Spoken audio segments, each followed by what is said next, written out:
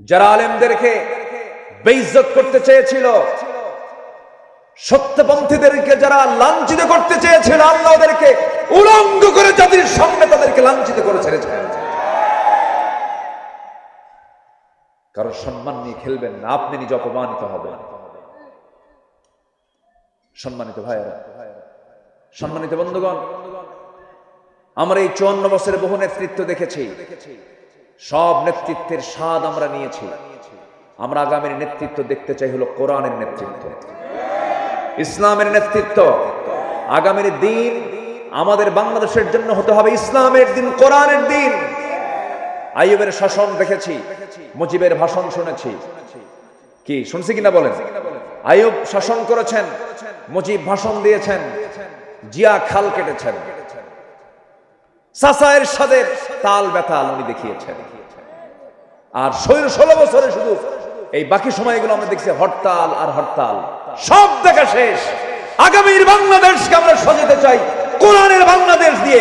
রাজি আছেন কারা কারা? হাত উঁচু করে দেখান মুসলমান।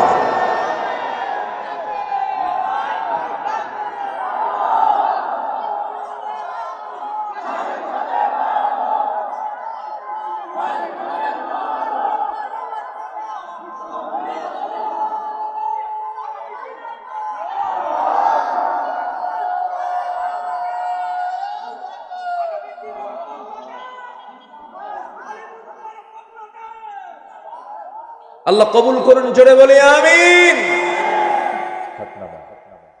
কয়টা গুণের কথা বলেছি আমি? কয়টা গুণের আলোচনা হবে আজকে বলেন তো? 15টা। চলছে কয় নাম্বার বলেন? কয় নাম্বার চলে? আরো আছে কয়টা বলেন? তাহলে 1 নাম্বার বলতে যদি এত সময় লাগে, 14টা শুনবেন কখন? একজন বলে দিয়েছেন সারা রাত। রাজি আছেন আপনারা? সবাই রাজি আছেন? ম্যাক্সিমাম রাজি আছেন। তবে ফজর নামাজ না পড়লেও চলবে নাকি? মানে মাথায় টুপি আছে কিন্তু পরনে লুঙ্গি নাই, তা তো হবে না। নামাজ তো পড়তে হবে। আসতেছি, আমরা লাইনে আসতেছি। মিথ্যুক নামাজি হওয়া যাবে না, সত্যবাদী নামাজি হতে হবে। ঠিক কিনা বলেন? আমার দেশে মিথ্যুক নামাজি আছে না নাই? নির্বাচন আসলে পরে এক আসরের নামাজ 4 বার পড়ে। কয়বার পড়ে? 4 বার পড়ে। এটা মিথ্যুক নামাজ।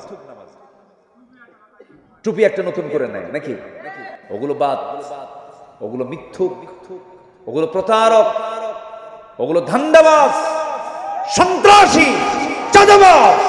ঠিক কিনা? আমরা সততা নিয়ে চলতে চাই। জোরে বলি ইনশাআল্লাহ। কষ্ট পাচ্ছেন নাকি আপনারা? ধমক টমক দিলে মনে রাগ করেন নাকি? কিন্তু হক কথা তো একটু ধমক দিতেই হবে। আমি আপনাকে ধমক দিচ্ছি না, বাতিলকে ধমক দিচ্ছি আমি। সম্মানিত ভাইয়েরা, নাম্বার 2 হচ্ছে ইমানদারদের, মুমিন বান্দাদের চারিত্রিক গুণাবলীর 2 নাম্বার হচ্ছে আমানতদারিতা। আমানত ঠিক রাখতে হবে। কি ঠিক রাখতে হবে বলেন তো? স্বামীর কাছে স্ত্রী কি? দেখেন আস্তে আস্তে কর, আরো জোরে। আচ্ছা, স্বামীর কাছেই শুধু একমাত্র স্ত্রী কি? আমানত। তাহলে স্বামীর দায়িত্ব হলো সেই বউকে হুন্ডার পিছনে উঠে গোটা যশোর দেখানো নাকি? এটা কি আমানত না খেয়ানত? এরকম খেয়ানত মার্কা স্বামী আছে? আসতে বলবেন না, আছে না নাই? হুন্ডার নাম হচ্ছে R15। হুন্ডার নাম কি?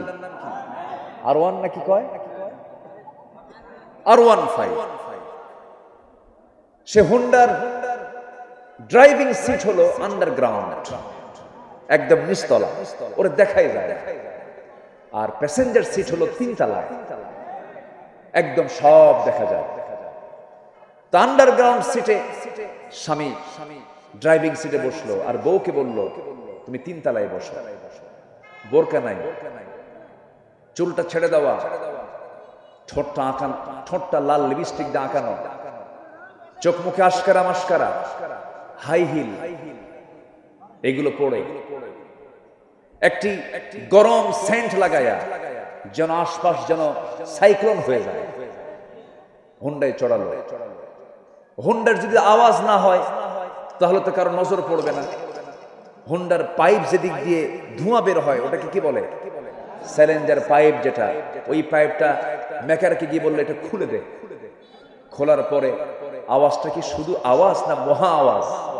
একটা বড় আওয়াজ, বিকট ভটভট একটা আওয়াজ হয়। বউ তুলছে 3 তলায়, ও আছে নিচতলায়। চ্যালেঞ্জার পাইপ খুইলা এমন একটা টান মানছে রাজগঞ্জ বাজার থেকে একদম পুলের হাট পর্যন্ত, পুলের হাট থেকে একদম সেই কি বলে বেনাপোল পর্যন্ত, বেনাপোল থেকে আবার টান দিয়ে চলে গেছে একদম সাসরার মোড় পর্যন্ত। দেখায় দিল জাতিকে, আমার বউ তোমরা দেখো, এটা আমার শুধু বউ না, জাতীয় সম্পদ। জোরে কোন নাউযুবিল্লাহ, জোরে কোন নাউযুবিল্লাহ। এরকম চরিত্রহীন লম্পট স্বামী আছে না নাই? এগুলো বাদ দাও। বউটাকে সুন্দর করে প্যাকেট করো। প্যাকেট মানে আবার মানে এটা যন্ত্রণা না, এটা হচ্ছে বোরখায় রাখো, পর্দায় রাখো। আমাদের শব্দ চয়নে কোথাও যদি কোনো একটু ভুল টুল হয়, দেখেন না যে ক্যামেরা কিরামন কাটি দিন কেমনে আছে দেখেন না। এখন এই শব্দটা যদি কেটে ফেলে যে প্যাকেট করো, তাহলে তো মনে করেন কাম সারা। তো এই পর্দা ছাড়া নারীর সম্মান, মর্যাদা, সম্ভ্রম কখনো অন্য কোনো পথে রক্ষা হতে পারে। মেয়েদের সম্মান মর্যাদা আছে হলো পর্দার মধ্যে। কিসের মধ্যে বলেন? পর্দার মধ্যে। মুক্তা থাকে কিসের পেটে বলেন তো? মুক্তা থাকে কিসের পেটে? ঝিনুক থাকে কোথায়? সাগরের উপরে না সাগরের তলে? সাগরের তলে। যত দামি দামি সম্পদ দেখবেন সব পর্দা, সব পর্দার মধ্যে থাকে, কোনো কিছুই পর্দার বাহিরে নয়। ভাইরা, ডাবের পানি আর পুকুরের পানি, কোন পানি খাবেন বলেন? বলেন বলেন বলেন, কোন পানি? ডাবের পানিতে মুখ দেয় কয়জন? বলেন কয়জন? আর পুকুরের পানিতে গরুও যায়, কুত্তাও যায়, সবাই যায়।